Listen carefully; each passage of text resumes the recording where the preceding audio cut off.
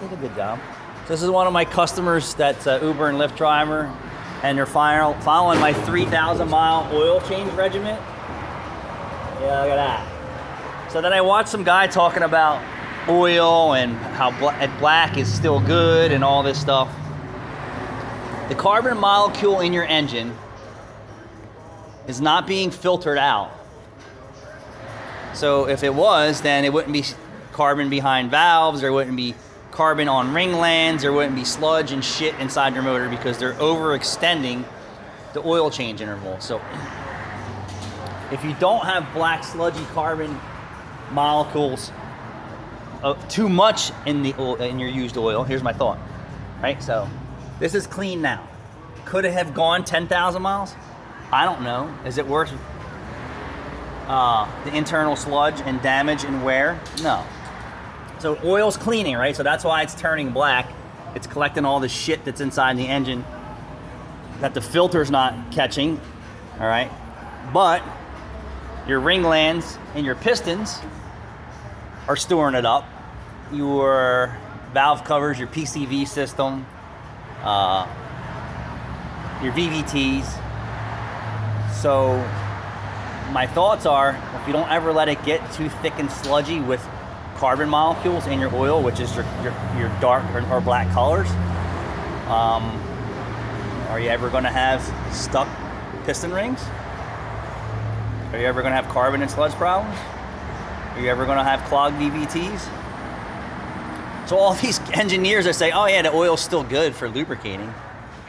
Yeah, if you want to fucking use it to drill holes in steel, yeah, it would probably be great for that. But to protect your engine, my thing is, engine oil can only store so many carbon molecules before it's still leaving the stickiest, the gummiest shit left behind in your engine. And that's why you have engines smoking, engines burning oil, because it's too much. So my thought is, well, if you keep it clean all the time, right? Is it ever going to happen? I don't think so. So these engineers out there say, oh yeah, 20,000 miles and don't do 30,000 miles. Bullshit, bullshit, bullshit, bullshit. You're telling me you're doing 30,000 mile oil change in your GM Ecotech 2.4 and you don't have oil consumption problems, time and chain issues, and every fucking thing else under the sun? Bullshit. Bullshit. Toyotas, Lexuses, all these engines out there, Mercedes. I'm telling you, engines that are direct injection, turbocharged, supercharged, are so hard on engine oil and internals and cylinder pressure that the oil becomes contaminated sooner. Is it still lubricating? Sure. Is it still clogging once it starts to turn black? Goddamn right it is. And it's leaving it behind because the filters can't collect whatever the super sticky gummy shit is that's building up. And your VVTs are showing it. So, yeah, I just don't get it. I just don't get it. These guys are out there saying, yeah. Bullshit. Don't listen to me. Yeah, listen to me.